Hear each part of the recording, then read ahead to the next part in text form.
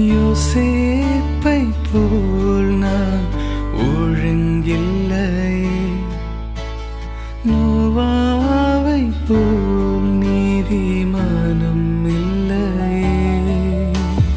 ஆபிரகாமை போல் விசுவாசி இல்லையே, தானியேலை போல் உம்மை வேண்டவில்லையே.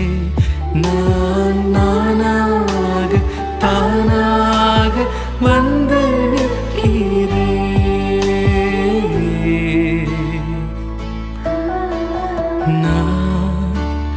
நானாகவே வந்து நிற்கிறேன், உன் பிரசன்னத்தில் வந்து